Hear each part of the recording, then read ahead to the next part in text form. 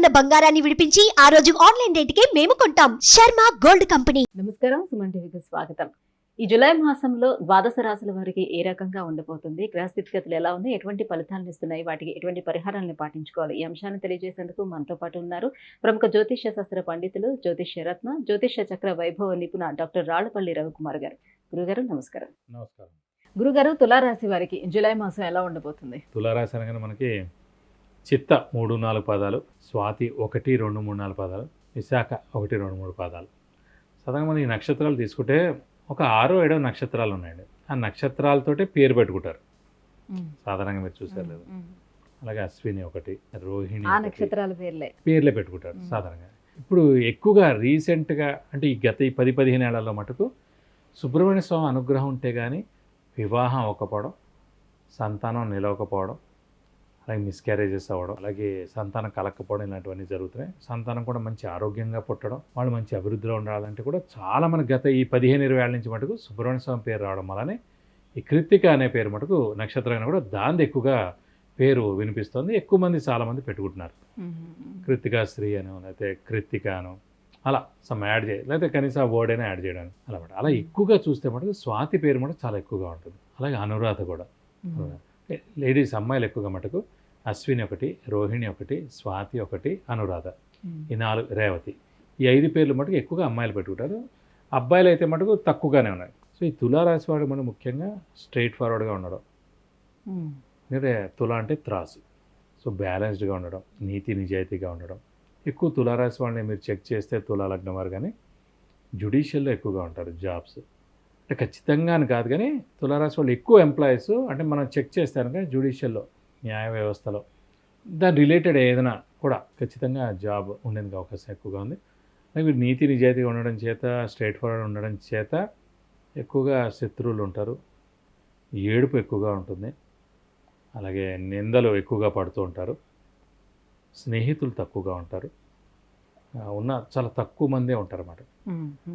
ఇది ఒకటి మెయిన్. కాబట్టి కొంచెం ముక్కుసూటితనం తగ్గించుకున్నాం అనుకోండి, ఫస్ట్ ఏడుపులు తగ్గుతాయి, అపనిందలు తగ్గుతాయి, శత్రువులు మిత్రులు అవుతారు, మిత్రులు శత్రువులు అవ్వకుండా ఉంటారు, ఇవన్నీ కూడా జరుగుతాయి. ప్రస్తుతం వీరికి రాహు కేతులు 6-12లో ఉన్నారు కాబట్టి 100-100 చాలా బాగున్నారు. శని 5th హౌస్ అయినా స్వస్థానంలో ఉన్నాడు కాబట్టి అది కూడా 70-80% హెల్ప్ చేస్తాడు. గురువు అష్టమంలో ఉన్నాడు కాబట్టి మిశ్రమ ఫలితాలను ఇస్తాడు.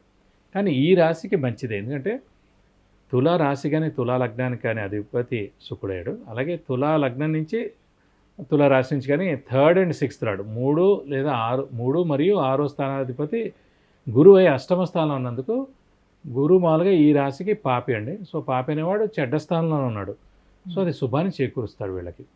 సో తృతీయ షష్టాధిపతి అయిన గురువు అష్టమ స్థానంలో ఉన్నాడు కాబట్టి దాన్ని విపరీత రాజ్యోగం అంటారు. ఇప్పుడు విపరీత రాజ్యం కూడా ఏర్పడింది కాబట్టి తులారాశి వారికి మంచి యోగాన్ని ఇస్తాడు. ఉదాహరణకి మనకి రేవంత్ రెడ్డి గారిని తీసుకుంటే సీఎం అయ్యారు. ఎవరు అనుకున్నారు కానీ ఆయన సీఎం అయ్యారు. సో తులారాశి అయింది. ఎలక్షన్ అయ్యేటప్పటికీ రిజల్ట్ వచ్చేటప్పటికి గురుబలం ఎలాగో ఉందనుకోండి సప్తమంలో, ప్లస్ కానీ దాంతోపాటు యోగకారకుడు, అదృష్టకారకుడు, లక్ ఫేవర్ చేసే గ్రహమైన శని కూడా స్వస్థానం కూడా, అంటే దయబలం 100 ఉంది, అదృష్టం కూడా 90% ఉంది. దాంతో ఆయన ఖచ్చితంగా సీఎం అవ్వగలరు. ఆల్మోస్ట్ అన్ని ప్లానెట్స్ బాగానే ఉన్నాయి. రాహుకేతులు బాగున్నాయి, గురువు శని కూడా. గురువు అష్టమంలో ఉన్నాడు, దయబలం లేదు, గురుబలం లేదు అని అనుకున్నా కూడా తృతీయ షష్టాధిపతి అయిన గురువు అష్టమంలో ఉన్నాడు కాబట్టి గురుబలం పరిపూర్ణంగా ఉన్నట్టే. విపరీత రాజ్యం కూడా ఏర్పడింది. విపరీత రాజ్యం అంటే ఒక మామూలు వ్యక్తిని తీసుకెళ్లి ఒక మినిస్టర్ అయినట్టు. అది కేవలం తులారాశి వాళ్ళకి మాత్రమే, తులారాశి వారికి మాత్రమే ఈ ప్రస్తుతానికి. లేదంటే మకర రాశి కూడా తృతీయాధిపతి గురువు అయ్యాడు కాబట్టి ఒకవేళ అతను 6వ స్థానంలో ఉంటే కనుక అది మంచిది, అష్టమ స్థానంలో ఉన్నా మంచిది, వ్యయ స్థానంలో ఉన్నా కూడా మంచిది, గోచారీత్యా.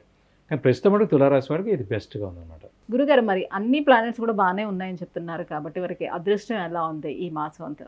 అదృష్టం అంటే ఇందాక చెప్పుకున్నట్టు తులారాశి వారికి కానీ తులా లగ్నం వారికి కానీ 4th పంచమాధిపతి శని అవుతాడు.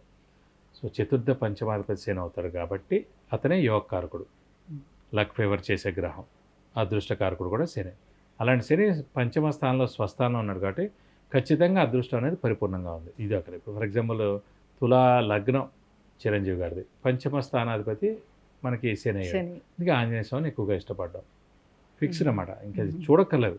మొన్న ఆంజనేయ స్వామి సినిమా రిలీజ్ అయింది, దానికి కూడా ఆయన ఎక్కువగా హెల్ప్ చేయడం, అది ఎక్కువగా పాల్గొనడం, అంటే ప్రతి లగ్నం కానీ రాశికి కానీ ఇష్టమైన దేవుడు ఉంటాడండి.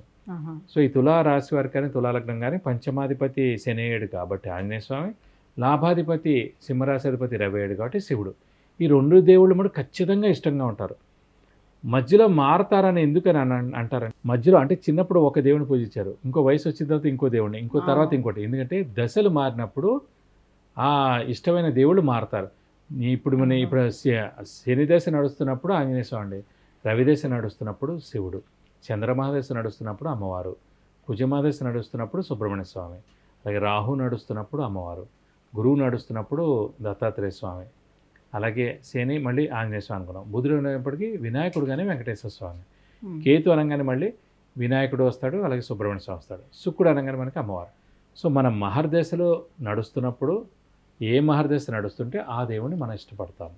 కానీ బేసిక్గా మటుకు మన లగ్నం నుంచి రాశి నుంచి 5వ స్థానాధిపతి ఎవరైతే ఉన్నారో, లాభస్థానాధిపతి ఎవరైతే ఉన్నారో దాని అధిపతికి సంబంధించిన దేవుడిని ఎక్కువగా ఇష్టపడతాం. ఇలా మరి తెలుసుకోవాలి. ఏ దైవారాధన చేసుకోవాలి వీళ్ళు? ఎటువంటి మీరు పరిహారాలు ప్రస్తుతం పాటించాలి? గురువే కొంచెం అష్టమంలో ఉన్నాడు కాబట్టి కొంచెం మిశ్రమ ఫలితాలు ఇస్తున్నాడు కాబట్టి కొంచెం దైవబలం తగ్గింది కాబట్టి దత్తాత్రేయ స్వామిని ఎక్కువగా ఆరాధించడం మంచిది.